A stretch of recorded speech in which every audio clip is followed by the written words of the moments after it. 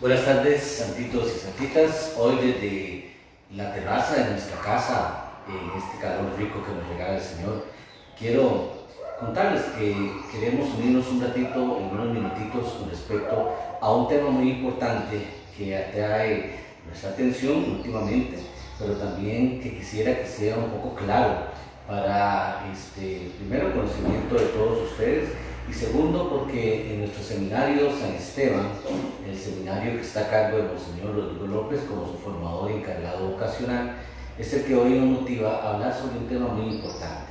Pero un tema que no lo vamos a hacer extenso, simplemente vamos a hablar de algo muy nuestro, muy a nuestra mano, muy a nuestro alcance, especialmente el tema de sucesión apostólica. La otra vez habíamos comentado con este tema, que por cierto es muy interesante, que la sucesión apostólica viene, como dice su propia palabra, viene de los apóstoles, es la sucesión, lo que viene después de los apóstoles. Habíamos comentado también esta tarde que la sucesión apostólica era tan importante, pero también tan interesante al descubrirla, que la sucesión apostólica la tenían los 12 apóstoles escogidos por Jesús. Cuando muere Judas, la suerte, dice Hechos de los Apóstoles, cayeron sobre el apóstol Matías. Y por eso es que cuando hablamos de los apóstoles, queremos decir también que todos los apóstoles tenían esa sucesión, puesto que enviaron a otros también a la tarea de anunciar y predicar el Evangelio de Cristo, con la autoridad de bautizar y de realizar todos aquellos actos que Cristo también los mandó a cada uno de ellos a realizar. Vean ustedes qué interesante que tenemos en la palabra el conocimiento de que aparte de los 12, luego Hechos de los Apóstoles, cuando nos habla de Matías, que se incorpora al grupo de los 12, también tenemos cuando oímos en la palabra, cuando Jesús manda a los 72 que ya no eran apóstoles sino discípulos, los manda a todos los pueblos a anunciar la palabra, en el pueblo que los reciban bendigan, coman y hagan todo lo que ahí hay, pero si en un pueblo no lo reciben, salgan a las plazas, sacúdanse en el polvo de sus zapatos y digan que hasta el polvo de nuestros zapatos sacudimos y que lo que pasó en Sodoma y Gomorra en esos pueblos pues pasará algo peor. No era una amenaza de Jesús, era que estaba enviando a los suyos a que predicaran, pero también a ser respetados donde iban a hacer o a realizar estas predicaciones. Hoy, santitos y santitas, tenemos algo muy importante, y es que después de los 72 recordamos a otros 102 que Jesús envió. O sea, Jesús no se quedó solo en la élite de sus 12 apóstoles, sino que envió a otros más. ¿Por qué queremos tocar el tema? Bueno, queremos tocar el tema porque también hemos pasado en Costa Rica, especialmente en nuestro país, pero también ojalá se genere en todo el resto del mundo, el asunto de que si aquel sacramento que usted realiza, bautismo, comunión, confirmación y hasta matrimonio, no lo realiza un ministro católico, apostólico y romano, aquel sacramento no es válido. Santitos y santitas, tenemos que ya romper con esa necedad de una iglesia tradicionalista que se cree dueña y señora de todo, y es donde queremos tomar este tema tan importante. Si la sucesión apostólica estaba en los 12, y luego de estos 12, recordemos también que los 12 escogieron a otros, también entre los 12 había mujeres, santitos y santitas, Lucas capítulo 8, versículos del 1 al 10, había mujeres que siguieron también ese carisma de Jesús. No les llamamos, porque la palabra no lo dice, que eran apóstolas, pero sí queremos decirles que las mujeres también tuvieron un papel muy importante en la historia de salvación, tuvieron un papel muy importante en llevar esa predicación a otros lugares. Entre esas mujeres teníamos María Magdalena, María la Madre de Jesús, una mujer llamada Susana, y tenemos la primera diaconisa que nos habla de Hechos de los Apóstoles. Diaconisa, mujer, hombre o mujer, en el caso del diácono, que se ordenan para servir a los presbíteros. Entonces había una diaconisa. Quiere decir que la figura o la persona de la mujer no estaba muy aparte del concepto de iglesia que Dios tenía, o el concepto de iglesia que Dios quería también que nosotros aprendiéramos. Entonces, santitos y santitas que nos escuchan el día de hoy, en esta tarde, Carlos 12 bonita, quiero volver a recalcar de que entonces no solamente Roma tiene sucesión apostólica, la sucesión apostólica la tiene toda la iglesia fundamentada en los apóstoles, y especialmente cuya sucesión hayamos llevado hasta el día de hoy. Tenemos, por ejemplo, en el caso de nuestra iglesia, la Iglesia Católica Apostólica Libre Iberoamericana, que desde que se dio la primera ordenación presbiteral, que fue el 12 de febrero de 1994, cuando Monseñor Pablo de la Espriella Torres, obispo de la Iglesia Ortodoxa del Patriarcado de Alejandría, estando su sede en Miami con el obispo de apellido Espiró, tenemos también algo muy carga en esta enseñanza, o algo muy importante que tenemos que rescatar. Monseñor Espiró, que era el que teníamos en Miami, ordena sacerdote y obispo a Monseñor Pablo de la Espriella Torres para que mantenga la sucesión apostólica de la Iglesia Ortodoxa de Alejandría. Pero resulta que en el descubrimiento de los años nos enteramos también que Monseñor Pablo de la Espriella Torres tiene la sucesión apostólica de la Iglesia Veterocatólica de Portugal con Monseñor Reviva. Y Monseñor Reviva de Portugal es una sucesión apostólica muy válida, que recae hoy también en una sucesión apostólica que también vamos a conocer, que se llama la sucesión apostólica de la ICAP, cuya cabeza y fundador fue Monseñor Carlos Duarte Costa, obispo de la Iglesia, fundador de la Iglesia Católica Apostólica de Brasil, pero también obispo que fue católico apostólico romano. Cuando Monseñor Carlos Costa se separa de la Iglesia romana y realiza o funda esta Iglesia Católica Apostólica brasileña, quiere decir que hasta la sucesión romana tenía nuestro obispo Monseñor Pablo de la Espriella Torres. ¿Qué sucede entonces con esta historia breve? El 12 de febrero del año 1994, Monseñor Pablo de la Espriella, con la sucesión de Alejandría, de la Veterocatólica y de la ICAP, ordena sacerdote a este servidor de ustedes, Dixon González Zúñiga. Cuando pasa ese acontecimiento tan importante, el 12 de febrero de 1994, empezamos a trabajar con la Iglesia Católica Apostólica Iberoamericana, que así era como tenía el nombre la iglesia que funda don Pablo de la Espriella Torres. Años después, muy pocos años después, el 27 de junio del año 2006, Monseñor Pablo de la Espriella Torres toma la decisión de consagrarme obispo, primero obispo auxiliar de su iglesia, pero también obispo fundador de lo que se va a llamar, o conocemos hasta el día de hoy, como ICALI, que ICALI significa Iglesia Católica Apostólica Libre Iberoamericana. Entonces ICALI nace el 27 de junio del año 2006, donde su servidor fue consagrado como obispo de la iglesia, fundador de ICALI, y empieza otra sucesión diferente. ¿Por qué diferente?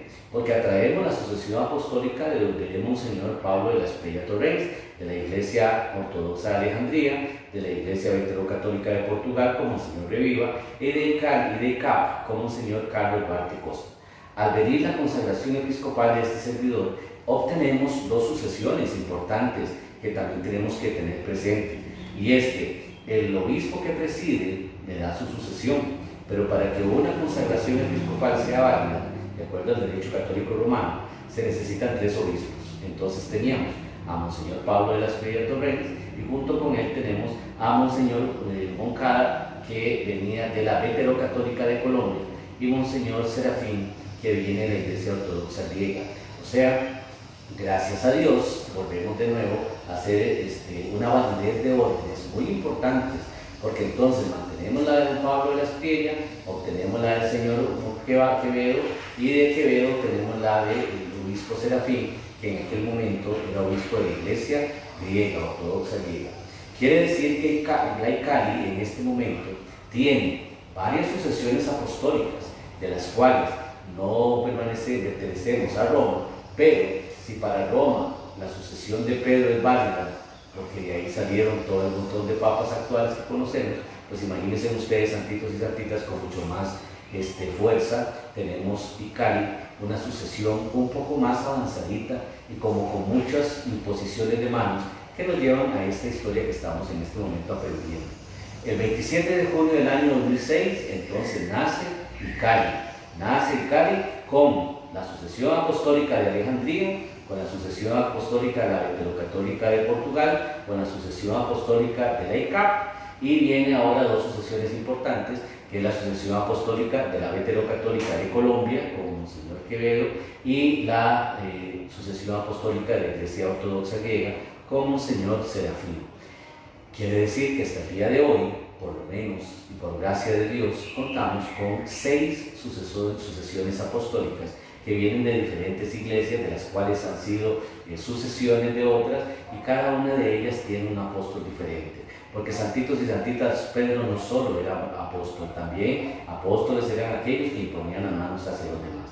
Luego de los 12 tenemos la historia más bonita que está muy cerca de nosotros, cuando se involucra a Lucas, el evangelista, como parte de los apóstoles. Aunque Jesús no haya mandado llamémoslo así, muy a lo nuestro, el decreto de que Lucas es apóstol, Lucas era uno de los 12 que escribe su evangelio y Hechos de los Apóstoles, donde él convive con los apóstoles y pasa toda esta historia importante y bonita que aprendemos, donde Lucas nos habla. Por eso el libro se llama así, los hechos, lo que hicieron los apóstoles después de la ascensión de Jesús. Pero también tenemos a otro apóstol muy importante, que es nuestro patrono en Costa Rica, que es San Pablo de Tarso. Saulo, perseguidor de los cristianos, se va a Damasco, en el capítulo 9 de Hechos de los Apóstoles, se va a Damasco a la persecución de aquellos cristianos, con permiso y todo, y fue donde tiene la presencia o la visión o el encuentro con Jesús, y ahí es donde inicia la conversión de Saulo. Saulo, Saulo, ¿por qué me persigues? ¿Quién eres, Señor? Porque recordemos que cae Saulo, queda ciego, tiene esa luz con la cual él intercambia palabras, y la respuesta de la luz es: soy Jesús a quien tú persigues. Saulo, una vez más, entrando en Damasco, siendo bautizado por Ananías, tenemos en la historia donde él se llama apóstol, el apóstol que Jesús escogió en esta visión que está en el capítulo 9 en adelante de Hechos de los Apóstoles. Santitos, una vez más recordamos, no tuvo necesidad de imposición de manos, no tuvo necesidad de ser elegido entre los 12, y ya si somos muy carga en matemáticas, empezamos a contar y ya de 12 llegamos a 14 apóstoles, Lucas y Pablo. Pablo, el apóstol de los gentiles. Pablo, cuya sucesión apostólica también lo acompañaba y lo llevó a todos esos lugares a los cuales él fundaba iglesia. Para fundar iglesias, santitos y santitas, en el tiempo de San Pablo, llegaba a un lugar, había una predicación, lo recibían y decretaba o ordenaba a que otros siguieran el mensaje. Esos otros eran los discípulos de Pablo. A pesar de que Pablo se enoja en otra ocasión y dice: bueno, ¿y quién murió en la cruz? ¿Pedro, Pablo, Tito o el otro? Bueno, quien murió en la cruz es Cristo. ¿A quién tenemos que predicar nosotros? A Cristo. O sea, una vez más nos enseña la misma palabra en la historia, que la sucesión apostólica es muy importante para validar lo que al día de hoy nosotros hacemos. Pero también la sucesión apostólica ha tenido muchos quebrantos en la historia. Han habido papas en la Iglesia Romana que han, digamos que para que suene bonito, han manipulado mucho la sucesión apostólica. Pero ¿qué resulta, santitos y santitas? Que mientras el ministro ordenado por un obispo legalmente consagrado tenga sucesión apostólica válida, esa ordenación, esa consagración y los sacramentos que estos sacerdotes y obispos realizan es válido. Que Roma no lo acepte, santitos y santitas, ya eso no es asunto de nosotros. Que Roma esté en contra, eso no es asunto de nosotros. Pero tan válido es un bautizo en Roma como un bautizo en las iglesias anglicanas, episcopales, luteranas, libres, iberoamericanas y todas las iglesias cuya sucesión apostólica es válida. Tenemos también en la historia, que ahí vamos a reconocer un poco lo del manifiesto de nuestra iglesia, que es tan importante, porque santitos y santitas, nosotros no podemos nada más hablar de lo que creemos, o lo que leemos. También es importante tener a la mano todo lo que verdaderamente nosotros consideramos y creemos que es bueno, o que nos da la facultad de poder ejercer lo que hasta el día de hoy nosotros sabemos que estamos ejerciendo, siendo verdaderamente válido y muy lícito, muy legal. Lo que pasa es que, vuelvo de nuevo a lo que decía anteriormente, si nosotros consideramos que solo lo que Roma diga es, entonces, santitos y santitas, estamos rompiendo con la historia y estaríamos rompiendo también con la realidad de las iglesias.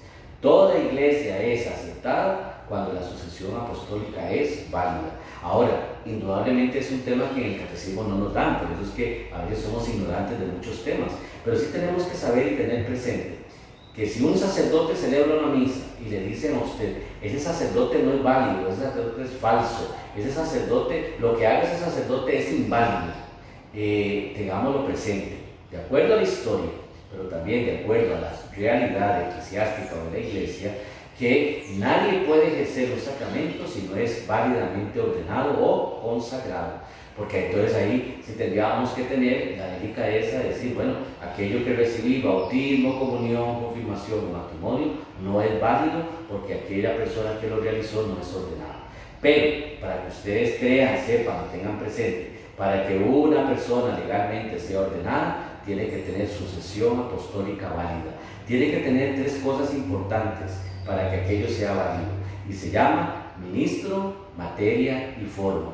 Ministro, sacerdote válidamente ordenado que realice el sacramento. Materia, el niño en el bautismo, el niño pequeño en su primera comunión, el adolescente en su confirma y el mayor de edad en su matrimonio. Está el ministro, la materia, que es cada uno de ellos, y la forma. ¿Qué es la forma? El ritual o el sacramento válidamente realizado que vayan a recibir aquellas personas que están pidiendo el sacramento. Ningún sacramento es obligatorio. Todo sacramento debe tener una formalidad. Entonces, si yo voy a realizar un sacramento, tengo que tener la catequesis para el sacramento en la iglesia que usted quiere realizarlo. 2, tengo que tener conocimiento de que aquel sacramento que voy a recibir es válido. Pero es válido no porque la iglesia romana tradicional me lo diga, es válido porque yo voy a bautizarme, a hacer la primera comunión, me voy a confirmar o me voy a casar en la iglesia que yo considero que está bien, con un ministro que considero que es legalmente ordenado y donde se cumplen estas 3 fases, ministro, materia y forma. Porque yo veo que los ritos que están haciendo, las cosas que están haciendo, son verdaderamente iguales. Nadie engaña a nadie, porque al llamarse rito quiere decir que lo pueden usar otras iglesias. Así que agua, aceite, vela y necesitamos para el bautismo en la iglesia libre iberoamericana, como se utiliza en la iglesia romana, como los luteranos, anglicanos, episcopales, luteranos y hasta las mismas iglesias cristianas que llamamos protestantes, se realiza bautismos por inmersión, se ocupan agua, se necesita luz, se necesita unción, que para eso se ocupa el aceite. Eso es rito. Ministro, materia y forma. Forma es el rito con el cual se realicen las cosas que vamos a hacer. Hay una cosa importante que quiero rescatar en este momento y es sobre la sucesión apostólica que nosotros tenemos. Y ya históricamente, ¿verdad? Ya no lo que yo les dije, sino históricamente. Dice que la sucesión apostólica nace del apóstol San Mateo, la del Cali, ¿verdad? Del apóstol San Mateo teniendo entre otros sucesores del patriarca de Roma, Clemente XIII, sucediendo los otros obispos como el cardenal brasileño don Joaquín Arcoverde de Albuquerque Cavalgante, que ordenó obispo a don Sebastián Leme de la Silveira Sintra, electo cardenal el 30 de junio de 1930, el cual ordenó obispo a don Carlos Duarte Costa. Fueron sus asistentes consagrantes don Benito Pablo Álvarez de Sousa y don Alberto Colvaldes Privado de Preto. Don Carlos Duarte Costa ordenó obispo a don Antidinio José Vargas, quien ordenó obispo a don Luigi Macolo, quien ordenó obispo a don Vilmar Correa Baldoino da Costa, quien ordenó arzobispo a la Iglesia Católica Antigua Reunida de Brasil, a don José Elías Giacomo dos Santos, quien ordenó arzobispo primado a la Iglesia Ortodoxa Libre de Costa Rica, América Central y las Antillas, a don Pablo José La Estrella Torrey, el 15 de abril de 1990. En la fiesta de Pascua y Resurrección, siendo obispo consagrante, don Dorindo de Oliveira Matías y don Joao Hidavio Mancini. Esta sucesión está basada en la ordenación episcopal de nuestro obispo don Pablo de la Estrella, con la Iglesia Reunida de Brasil, pero también fue ordenado obispo en la Iglesia Católica Apostólica Ortodoxa del Patriarcado de Alejandría, de mano del patriarca Constantino Espiró. Primado Odanín Irak, el día 2 de junio de 1993, siendo sus consagrantes Monseñor Antonio Toronto, Metropolitan de Canadá, Monseñor Charles de Orlando, Metropolitan de Florida, y el reverendo Fray Serafín Marión Cardosa Witness. Al recibir mis órdenes sagradas, diaconado, subdiaconado, el 28 de junio del 93, presbiterado el 12 de febrero del 94 y la chimandrita coadjutor el 21 de julio del 99, las sucesiones apostólicas antes mencionadas me respaldan haciendo válido y legal todas las actividades eclesiásticas al orden del presbiterado que ejerzo. Por la gracia de Dios y habiendo celebrado durante mucho tiempo por el voto de obediencia dada a mi obispo consagrante, se recibe la consagración episcopal el 27 de junio del año 2006, siendo mis obispos consagrantes el presidente Monseñor Don Pablo de la Espriella Torrens, arzobispo primado de la Iglesia Católica Ortodoxa Libre, del Patriarcado de Alejandría y en comunión con la Iglesia Católica Reunida de Brasil, sucesión de Monseñor Carlos Duarte Costa. Monseñor José Moisés Moncada Quevedo, obispo auxiliar de la Iglesia Veterocatólica de Colombia, y Monseñor Carlos Gómez Herrera Nicolás I, arzobispo primado de la Iglesia Misionera Apostólica Ortodoxa de Costa Rica, y en comunión con el Patriarcado de la Iglesia Católica Antigua del Río de la Plata de Uruguay, elevando el grado de arzobispo primado de nuestra Iglesia el día 22 de julio del 2006 con la autorización eclesiástica de los señores obispos, Monseñor Osvaldo Orozco Cañas, obispo auxiliar de la Iglesia Católica Ortodoxa Libre Iberoamericana, Reverendo Monseñor Byron Lefort, obispo diocesano por Catholic Church, y el Reverendo Monseñor Ronald Steiner, obispo diocesano de All Catholic Church. Una vez fundada la Iglesia Católica Apostólica Libre Iberoamericana, se da inicio a una nueva página en la historia de nuestra comunidad. Y aquí viene entonces el nacimiento en el año 2006 de ICALI, y cómo ICALI ha tenido que seguir consagrando obispos, sacerdotes y ahora futuros seminaristas que estén a favor de nuestra ideología, de nuestro pensamiento. Luego de nosotros tenemos la consagración de Monseñor Rodrigo López Chávez el 12 de diciembre del 2010, siendo también sus consagrantes Monseñor Dixon Gerardo González Zúñiga, por gracia de Dios, arzobispo primado de la Iglesia Católica Apostólica Libre Iberoamericana, Monseñor Higinio Alas Gómez, arzobispo primado de la Iglesia Comunidad y Comunidad de Nuestra Señora de Guadalupe y presidente de la CONFE, de la Conferencia Episcopal Latinoamericana, y Monseñor Steven Blas Colón Rivera, arzobispo primado de la Iglesia Rey de Reyes en Estados Unidos, presidente de Comunicar. Una vez quedan consolidadas las funciones apostólicas recibidas, dando mayor auge a las misiones que atendemos en Costa Rica y fuera de nuestras fronteras. Recibimos también la bendición apostólica de su santidad Benedicto XVI el 20 de enero del año 2002 y el doctorado en divinidades, tanto Monseñor Rodrigo López como mi persona, el 2 de marzo de ese mismo año 2012. Esto es historia, esto es lo que avala o da fuerza o certifica la sucesión apostólica.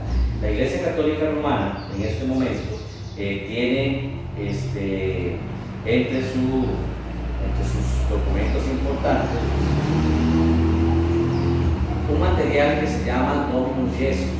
Dominus Jesus, así literalmente se escribe, Dominus Jesus, en el capítulo 17 dice textualmente: toda iglesia con sucesión apostólica válida y la Eucaristía válidamente consagrada es una iglesia particular. Dominus Jesus, capítulo número 17.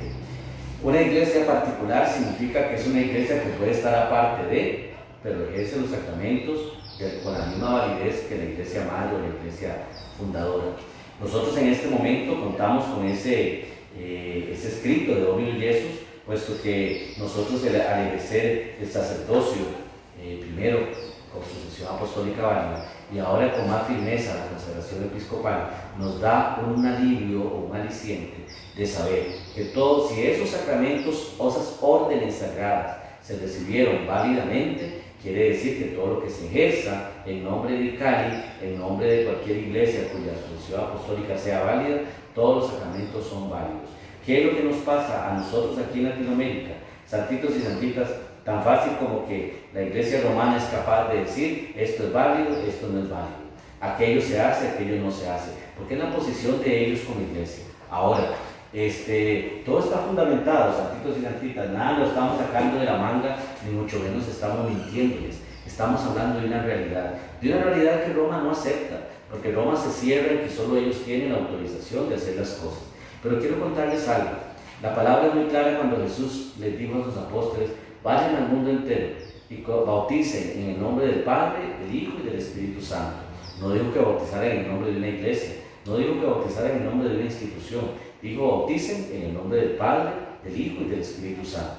También les dijo a ellos, sopló sobre ellos su aliento y les dijo: reciban el Espíritu Santo. A quienes perdonen los pecados le quedan perdonados, a quienes se los retengan le quedan retenidos. Evangelio de Juan, capítulo 21. ¿Qué sucede? Que no dice a quién debe perdonar pecados, dice vayan y perdonen, vayan y bauticen. En ningún momento tampoco Jesús dijo que bautizáramos en el nombre de una institución.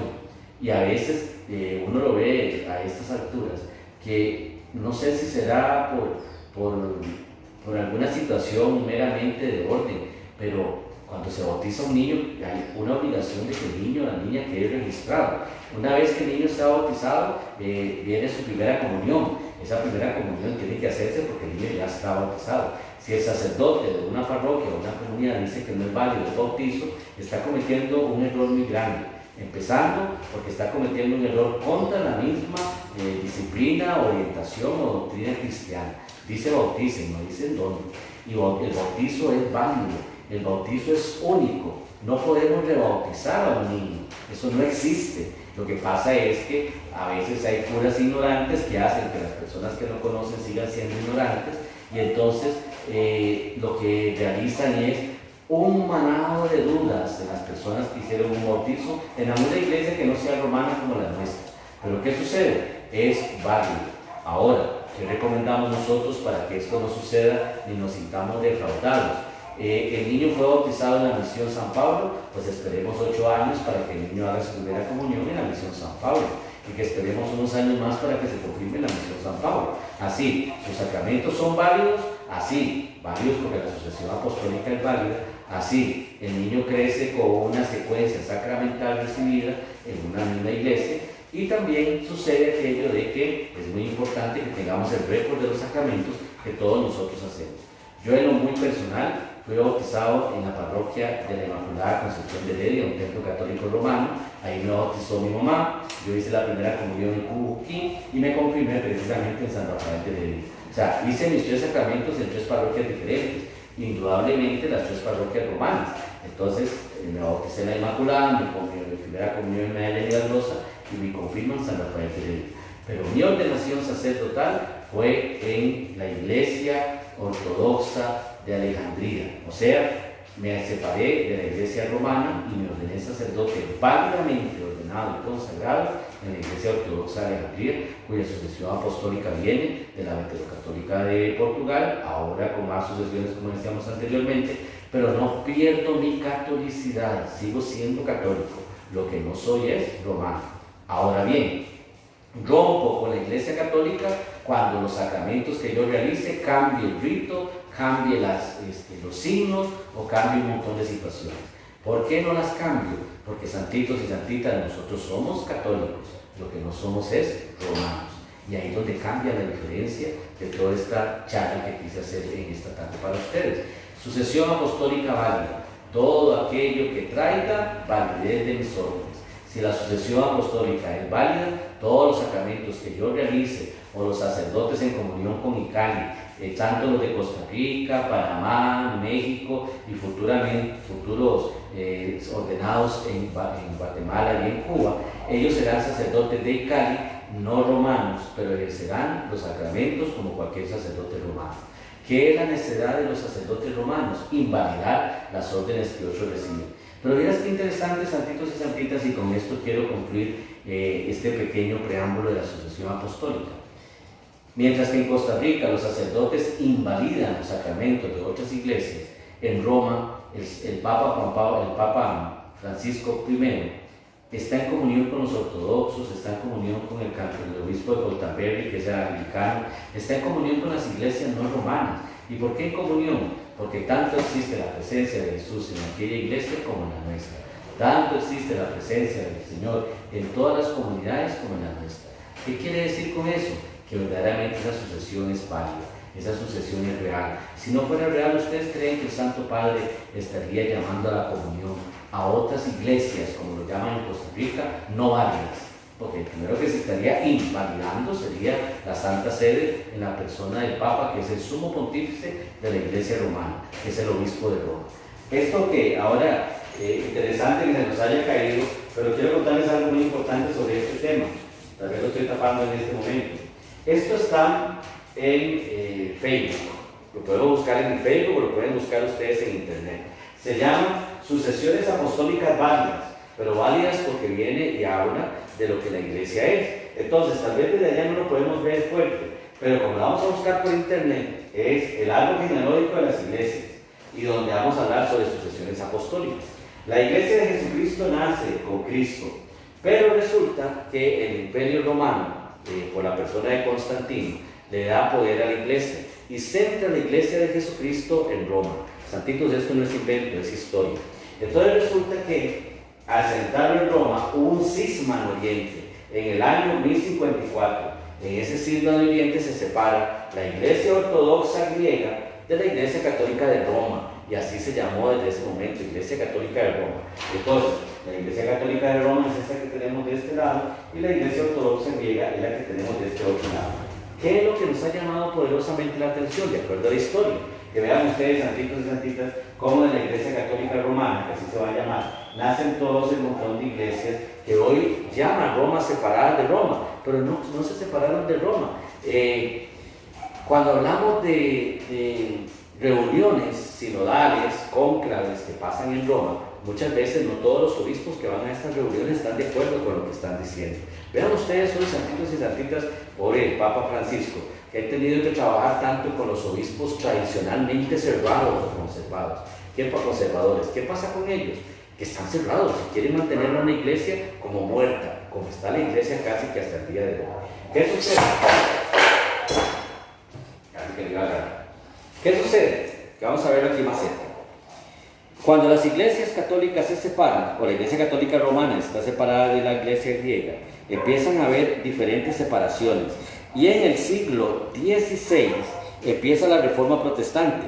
La Reforma Protestante la hizo Martín Lutero en el año 1517. Entonces, gracias a Martín Lutero, nace lo que conocemos hoy como la Iglesia Luterana, luego la Iglesia Reformada en 1536 y en 1539 la Iglesia Anglicana. Todas en el siglo XVI empiezan a hacer lo que llamamos hoy el cismas, divisiones y separaciones. Pero esas divisiones que estas grandes iglesias han hecho no nos separan de la raíz, siguen estando en la misma raíz. Estas iglesias se separan y mantienen las tres figuras que nosotros estamos aprendiendo hoy: ministro, materia y forma. O sea, que las iglesias luteranas, las iglesias reformadas y las iglesias anglicanas mantienen el episcopado, que es la cabeza de la iglesia, mantienen el presbiterado, el diaconado y todos los sacramentos como tal. ¿Qué pasa con la iglesia luterana y la iglesia anglicana? Que entonces son iglesias que permiten que la mujer reciba el orden sacerdotal. Con eso no se separan de Roma, porque recordemos también que una de las cosas que nos ha separado mucho de Roma es creer que el celibato solamente lo tiene Roma. Sí, claro que solo Roma lo tiene, porque estas iglesias separadas desde el siglo XVI se dieron cuenta que el celibato debería ser opcional. Yo no puedo mutilar a una persona y decirle que para servir a Cristo tiene que ser célibe. Puede ser soltero, puede casarse, puede mantener su vida, que eso las iglesias grandes como la luterana, anglicana y la episcopal tienen sus sacerdotes casados, pero como una opción, no como una obligación, como lo tenemos hoy con la iglesia romana, que el celibato hoy no es opcional, sino es obligatorio. Vemos ahí las iglesias protestantes que empiezan a nacer, como las iglesias bautistas, las metodistas, y empezamos también con las iglesias libres que nacieron en el año 1868, que es la iglesia a la cual yo pertenezco, una iglesia libre. No somos de esta raíz, pero somos iglesia libre. Luego tenemos a los ejércitos de salvación y a todas las iglesias adventistas que nacen con los viejos católicos, que son los veterocatólicos que conocemos y nacen en el año 1700 del siglo XVIII. Esto está en internet. Esto no lo hice yo ayer, ni tampoco es un invento mío, porque no soy tan inteligente para hacer estos inventos. Esto existe en internet y esto está. Así que lo que tenemos que hacer con esto es darle la importancia y la seriedad que este caso tiene. Es muy importante reconocer que la Iglesia de Cristo se ha ido desgranando, no porque los obispos quieran, los sacerdotes quieran, no. Es que hay normas y leyes que han dado a que esto suceda y que nos enreden también un montón de cosas que a veces tenemos que investigar primero. Dejemos de estar yendo con todo lo que nos dicen, busquemos otras opciones. Dejemos de estar creyendo que solo la salvación existe en la Iglesia Católica Romana, no. La salvación está en aquel que cree en Jesucristo, que cree en la divinidad, Padre, Hijo y Espíritu Santo, que crea en la salvación, que crea en el perdón de los pecados, que crea en que Jesucristo es el Hijo único de Dios. Y aún así, santitos y santitas, tenemos que saber que la Iglesia de Jesucristo también está presente en todo aquel que mencione el nombre del Padre, del Hijo y del Espíritu Santo. Pero la salvación también va más allá de eso. La salvación está también ligada a que Si hay un buen mormón y hay un buen testigo de Jehová que hace la voluntad de Dios en sus iglesias, aunque los cristianos tengamos nuestra posición con respecto a ellos, también serán salvos. Y yo siempre he creído que puede salvarte más rápido un testigo de Jehová y un mormón que no juzga ni critica tanto como los cristianos católicos, se pueden salvar más rápido que el que está metido en una iglesia pegándose en un pecho y comiéndose a todo el mundo y haciendo daño. ¿Y cuántos sacerdotes y religiosos hablando de que aquello es válido o no es válido, diciendo que aquello es válido para ellos o no es válido para ellos, porque de que es válido, pero que ellos tengan el criterio hasta espiritual de decir si un sacramento es bueno o no? Yo oro mucho por esas personas, porque yo tendría el don del temor a Dios cuando digo si algo no es válido, sabiendo a conciencia que fue recibido válidamente, que simple y sencillamente porque mi obstinación me lleva a creer que porque no es católico romano no es válido, santitos y santitas estamos mal. Estamos mal porque ninguna iglesia es dueña ni señora del Espíritu Santo, ni mucho menos de la actitud de Cristo en la iglesia. La iglesia es una institución a la cual ustedes y yo pertenecemos, que nos guía a la salvación, sí, pero que no nos debe limitar si estamos en este lado o en este otro lado. Cuando nosotros, ustedes y yo trascendamos, como le dijimos un día en la Eucaristía, lo repito hoy, no vamos a llegar al cielo de los católicos, ni al cielo de los protestantes, ni al cielo de los luteranos, vamos a llegar a la presencia del Señor. Y me da tanto temor llegar a la presencia del Señor sabiendo que yo agarré mi autoridad de siervo, de servidor, de ministro, para criticar a otro porque era diferente a nosotros. Y termino con esa frase bíblica que es muy importante. Juan llega de Jesús y le dice: Señor, hemos visto a alguien sacando demonios en tu nombre y se lo hemos impedido porque no era de los nuestros. Jesús se volvió y le dice: ¿por qué se le impide? Que yo lo traduzco es: ¿con qué autoridad se le impidieron? El que no está con nosotros está a nuestro favor. Palabra de Dios. Nosotros no hacemos nada si no hay una libre elección de bautizar, confirmar, hacer su primera comunión o casarse con ministros de la Cali o de la Misión San Pablo en Costa Rica, porque en Panamá y en México no hay los problemas que aquí existen. Ahora, sí quiero rescatar algo muy importante, espero que con la lluvia no nos interrumpa. Hay sacerdotes muy cerrados que se creen dueños de la verdad y son los que andan diciendo si aquello es válido o no es válido. Y yo respeto mucho a las personas que verdaderamente les creen a ellos, porque tampoco les voy a exigir que crean en mí, no. Maldito el hombre que confía en el hombre. Usted cree en Jesucristo, usted cree en Dios. Y si usted cree que lo que un sacerdote le está diciendo, aunque sabemos que no está bien, es lo que usted cree. Y lo respetamos. No lo compartimos, pero lo respetamos. Pero sí quiero decirles algo. A como están ese montón de ignorantes, hay un montón de sacerdotes que yo puedo dar fe que hemos bautizado niños en la Misión San Pablo y ellos nos mandan el registro de bautizo para que nosotros inscribamos a ese niño porque en sus parroquias me hicieron la primera comunión o que en sus parroquias me hicieron la confirma. Hay una comunión porque sabemos que la sucesión apostólica es varias. Ahora, ¿qué es la minoría? Claro, es la minoría porque hay un montón de ineptos que salen estudiados del seminario creyendo que la única iglesia es la romana y sin saber y tener más amplitud de que la iglesia de Jesucristo, por eso se llama católica, porque es universal, no se cierra a un montón de parámetros y situaciones que muchos lo quieren cerrar así. Hay muchos sacerdotes que han dejado la iglesia romana y se han unido a otras iglesias. ¿Por qué? Porque en aquella me puedo casar, porque en aquella puedo ser yo, porque en la otra puedo ejercer mi verdadero ministerio. Por ejemplo, tenemos al padre Alberto Coutier, que siendo católico romano se une a la iglesia episcopal porque quería casarse y tener familia. Bueno, nosotros también creemos en eso, pero el padre Coutier no dejó de ser sacerdote, ni lo pudieron excomulgar porque no estaba haciendo nada malo, estaba ejerciendo, después de su ministerio sacerdotal, su humanidad. Él no permitió ser mutilado de su sexualidad para poder ejercer, de ser también padre de familia y tener su propia familia. ¿Está excomulgado el padre Coutier? No, porque no hizo nada para que lo excomulgara. Hay muchos sacerdotes romanos que dejan la iglesia romana por alguna situación o los echan de la iglesia romana por alguna situación y saben que en nuestras iglesias no romanas hay sucesión apostólica válida y vienen a nosotros a pedir que los recibamos como sacerdotes, porque aunque los echen, los despidan, los excluyan o lo que sea, son sacerdotes para siempre, según el rito de Melquisedec, que eso es lo que todas las iglesias llevan. Ahora bien, concluyo, perdón que estoy concluyendo y concluyendo, es que este tema me apasiona mucho. Qué interesante es que un sacerdote es capaz de decir no es válido porque no es falso, porque no es legal, porque no es derecho lo que ese sacerdote diga o haga. Pero ¿qué pasa con los sacerdotes pedófilos? ¿Qué pasa con los sacerdotes violadores? Son pedófilos, son violadores, son corruptos, pero como son sacerdotes romanos, todo es válido. Santitos, pongamos una balanza. Y en esa balanza ustedes y yo vamos a hablar. Tengo detrás mío al arcángel Uriel, que es el arcángel de la justicia, por eso quise hacer este en vivo en este lugar. Porque yo quiero que ustedes y yo aprendamos, conozcamos, investiguemos, antes de dejarnos guiar por lo que solo una posición de iglesia nos dice. Ay, es que el padre de este y este y este, los tres son romanos y hablan lo mismo. Claro, señores y señoras, el que vende leche va a decir que su leche es buena, nunca va a decir que su leche sea mala. Simple y sencillamente defienden su posición y hoy con mucho más razón defienden su estabilidad económica. Pero bueno, eso es asunto de ellos con Dios, no es asunto de nosotros. Cuando yo quiero saber algo, no nos dejemos guiar por una voz y otra voz.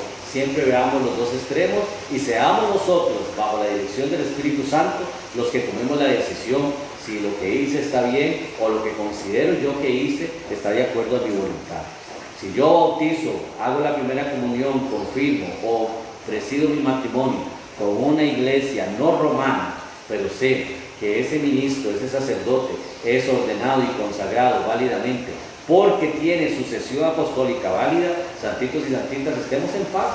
Lo que hicimos está bien, pero si seguimos dándole rienda suelta a lo que la iglesia nos diga, esa misma iglesia es la que está usted siempre todos los domingos. En esa misma iglesia es la que lo socorre a usted cuando más lo necesita. Es la misma iglesia la que viola niños, la que tapa a los pedófilos y la que, a pesar de las corrupciones, sigue ahí adelante. Santitos, vayamos a la historia.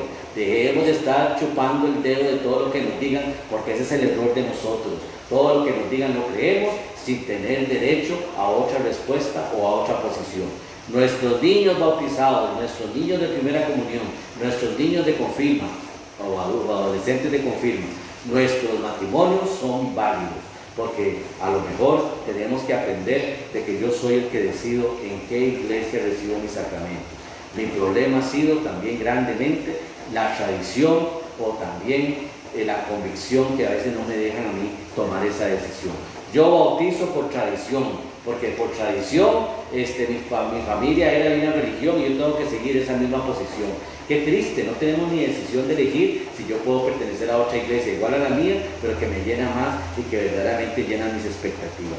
Santitos y santitas, a petición de nuestro hermano seminarista Reiner de Cuba, estamos haciendo este en vivo, pero yo consideré la posición de que no es solamente lo que él quería, porque me gustó mucho que naciera de él esta explicación, pero yo creo que nos va a servir a todos, a ustedes por medio del Facebook, en nuestro canal de YouTube va a estar esta charla, pero también ojalá, santitos y santitas, ustedes y yo, dejemos de estar poniendo oídos a lo que solo una persona diga, investiguemos, no permitamos que nos sigan dando tobillo con el dedo, porque una de las cosas más grandes que comete el ser humano es la ignorancia. La ignorancia, porque creo lo que alguien me dijo, creo que estoy mal, porque me dijo que estaba malo y lo creí. Y paso el resto de mi vida creyendo algo que no existe. Y lo peor, no di la oportunidad de conocer otras cosas que a lo mejor hubieran sido mejores. O al conocerlas me doy cuenta que si no era lo que yo quería o lo que yo buscaba. Dejemos de estar poniendo oídos a lo que no tiene que tener oídos.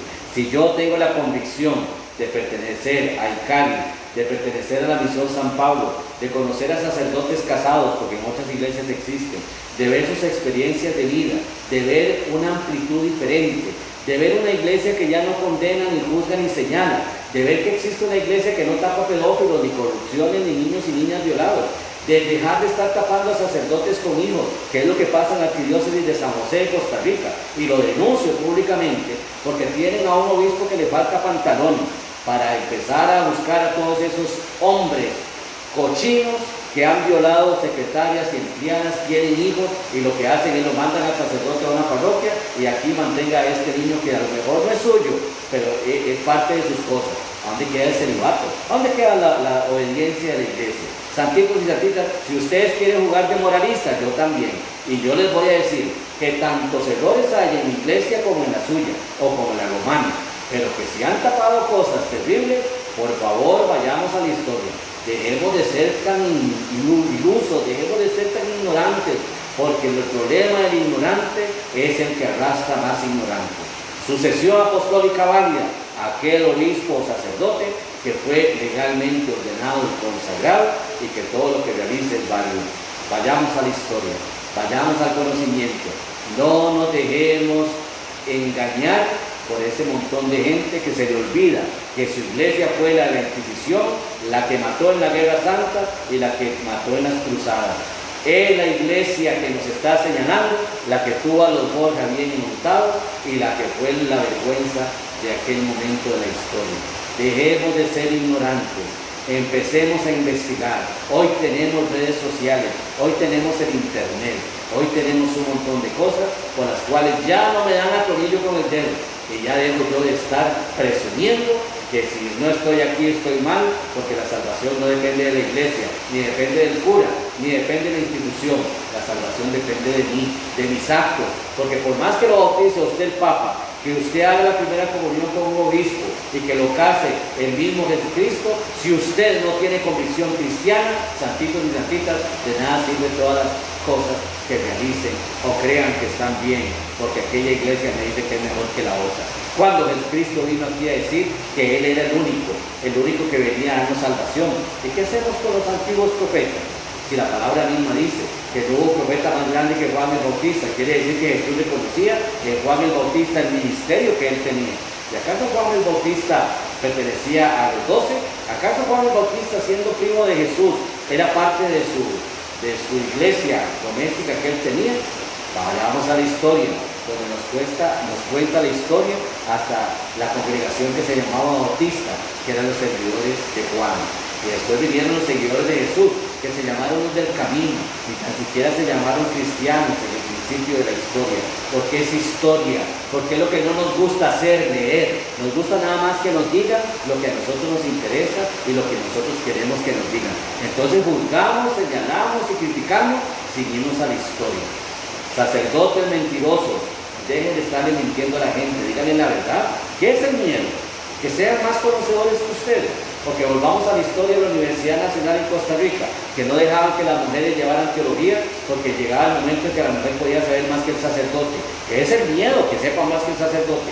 ¿Qué es el miedo? Que sepa más de la iglesia, para que no mañana lo señalen con sus propias palabras y les digan, ¿sabe qué, padre? Usted está muy equivocado. Yo también puedo estar equivocado, pero a mí me gusta que me enfrenten y me digan las cosas con conocimiento, no por chismes ni por cuentos, que me lo digan por conocimiento. Mi niña o mi niño no está bautizado porque el padre dice que usted no es válido. Venga, sentémonos, veamos historia, veamos cómo salió mi ordenación, veamos de dónde soy, para que usted después me juzgue y diga quién soy yo. Nadie es obligado a recibir un sacramento de nadie si no llega libremente, sin ser coaccionado, libre y voluntariamente. Dios los bendiga.